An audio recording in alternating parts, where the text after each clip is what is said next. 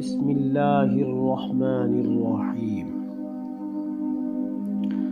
آج ہم آپ کو سورۃ الطارق جو 30ویں پارے میں ہے اس کے بارے میں ہم آپ کو بتاتے ہیں کہ طارق سے مراد کیا ہے۔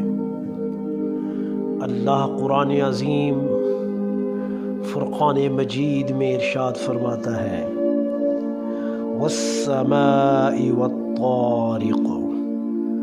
وما أدراك ما الطارق النجم الثاقب۔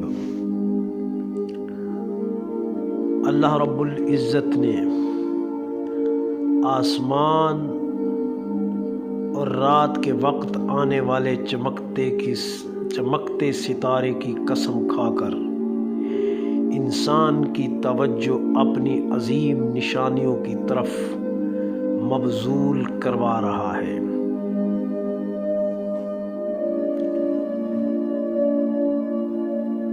اس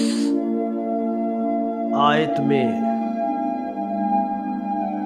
توجہ دلانا مقصود ہے اور اللہ کی عظمت کو ظاہر کرنا مقصود ہے اور قیامت پر دلائل قائم کرنا مقصود ہے۔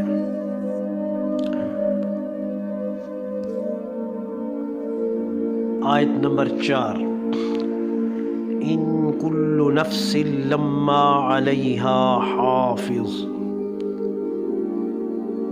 اللہ فرماتا ہے ہر جان پر ایک نگران مقرر ہے، یعنی فرشتہ جو ان کے اعمال کو محفوظ رکھتا ہے۔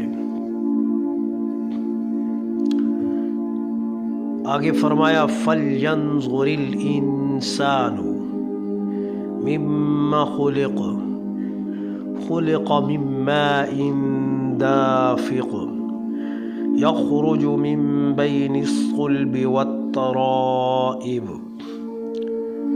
انسان غور کرے کہ وہ کس چیز سے پیدا ہوا، اچھلتے پانی سے جو پشت اور سینے کی ہڈیوں سے نکلتا ہے۔ ان مقدس آیات میں انسان کی تخلیق کے متعلق بتایا ہے کہ انسان کس چیز سے پیدا کیا گیا ہے۔ ان مقدس آیات میں عاجزی کا سبق دیا گیا ہے۔ ان مقدس آیات میں رب کی قدرت کا اظہار کیا گیا ہے۔ آگے اللہ ارشاد فرماتا ہے انہ علی رجعہ لقادر۔ یقیناً اللہ انسان کو دوبارہ زندہ کرنے پر پوری قدرت رکھتا ہے۔ اس مقدس آیت میں اللہ نے قیامت اور اللہ نے اپنی قدرت کا بیان کیا ہے۔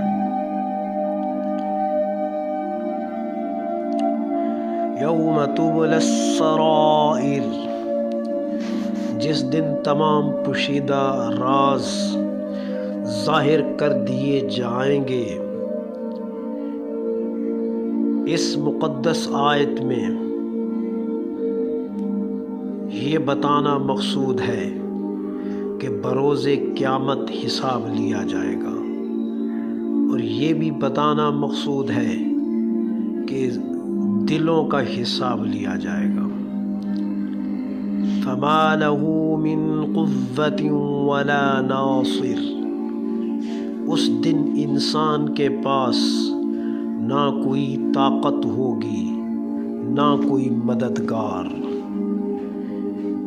یعنی اس آیت میں بتانا مقصود ہے کہ اس دن کوئی کسی کا نہیں ہوگا، ہر شخص اپنے آپ کو تنہا محسوس کرے گا، اور سب لوگ ہونے کے باوجود بھی کوئی کسی کا نہیں ہوگا، اللہ کی عدالت لگی ہوئی ہوگی اور اس کے حضور سب پیش ہوں گے۔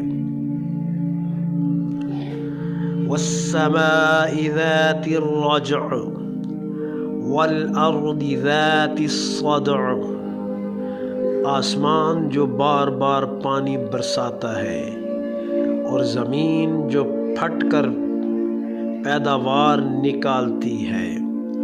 اس مقدس آیت میں اللہ رب العزت نے اپنی قدرت کا اظہار کیا ہے کہ پانی برسانا یہ اللہ کی قدرت میں شامل ہے، اس کے علاوہ کوئی نہیں کر سکتا۔ زندگی اور موت کی مثال دی ہے۔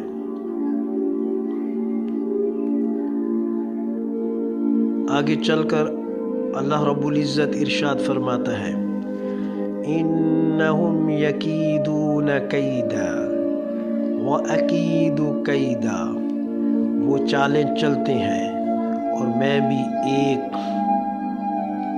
اپنی خفیہ تدبیر کرتا ہوں۔ اس میں اللہ کی حکمت کا بیان ہے اور باطل قوتوں کو شکست دینا مقصود ہے۔ فَمَهِّلِ الْكَافِرِينَ أَمْهِلْهُمْ رُوَيْدًا، کافروں کو کچھ دیر کی مہلت دے دو۔ اس مقدس آیت میں اللہ کی رحمت کا ذکر ہے۔ مہلت دینا اس میں اللہ کی حکمت ہے اور انجام کی یقین دہانی مقصود ہے۔ اللہ رب العزت ہمیں صحیح معنی کما حقہ قرآن سمجھنے کی توفیق عطا فرمائے۔ وما علی الا البلاغ۔